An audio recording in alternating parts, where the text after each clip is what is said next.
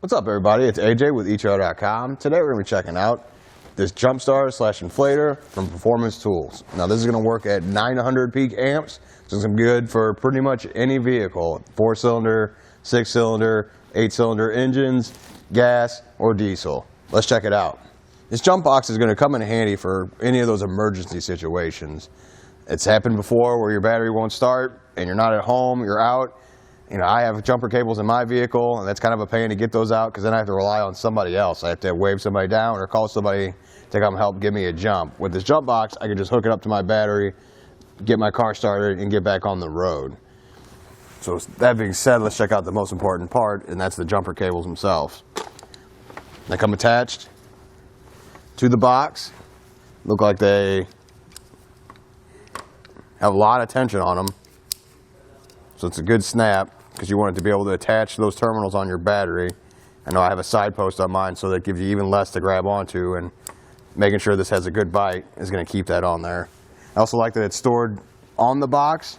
That way it's not an extra attachment you have to look for, and it keeps it nice and neat because it wraps around here and clamps back onto itself.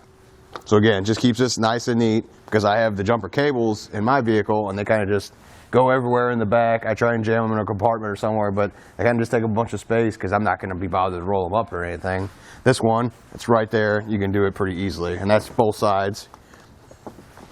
You'll see, I'll flip it around. You see they got the markers on them too. You'll see this one's negative, this one's positive, so not only by the color, but he's got the emblem here so you know which one to hook up to what side of your battery. So let's try hooking it up. Looks like it clamps on there pretty good. I can shake it back and forth a little bit and it doesn't come undone, which is good because sometimes you're putting these on, you're like walking over to grab the other one and one falls off. It can be kind of a pain. You can see the bright green light. That means you have the battery cables hooked up correctly, and then you're ready to throw this switch, which gives it power and gets it ready to jump. Now this battery's not dead, so we're not going to do that. I don't want to damage the jump box or the battery.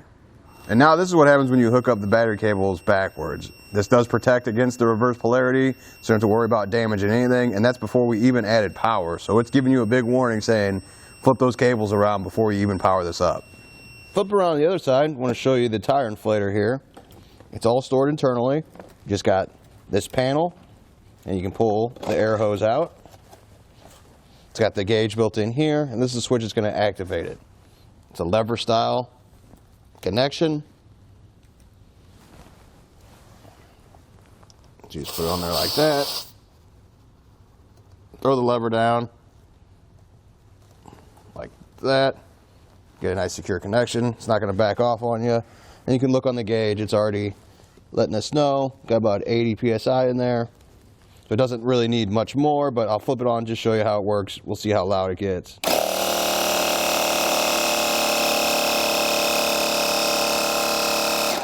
About, you know, your normal compressor sounds.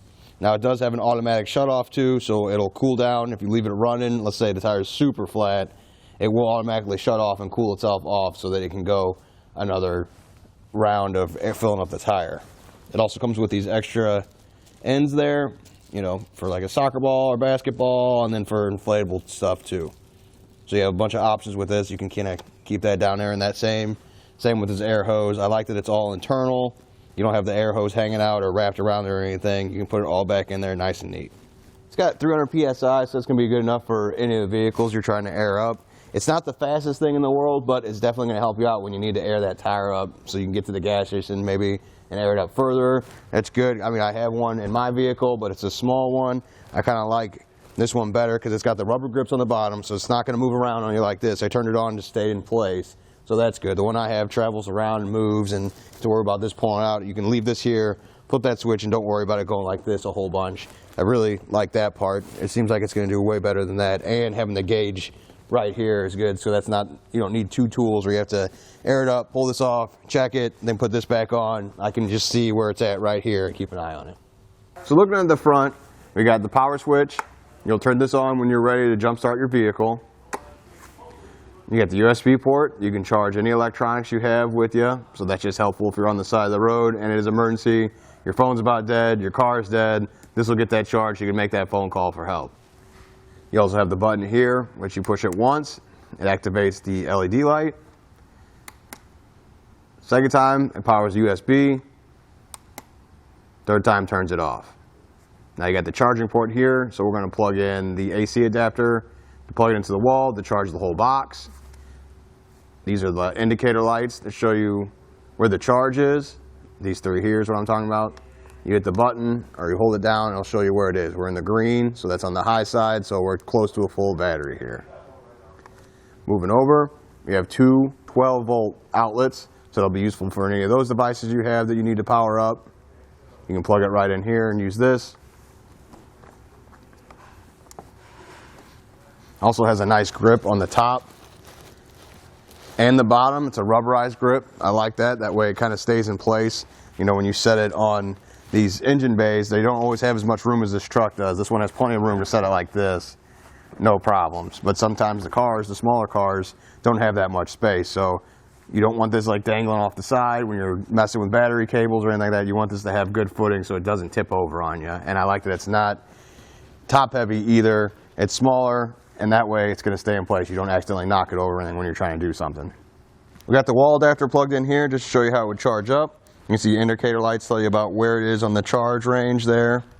And then there's also another adapter that plugs in here that will plug into a 12-volt outlet in your vehicle. So if you want to charge this on the go, you can. The battery inside has 12 amp hours. I recommend you check it every 3 months, even at a full charge. Batteries can degrade, you know, like a vehicle that sits too long and doesn't get fired up. It's good to check it every 3 months, make sure it's got that charge, because you want to make sure that it's charged when you need it, because that's the whole point of having it.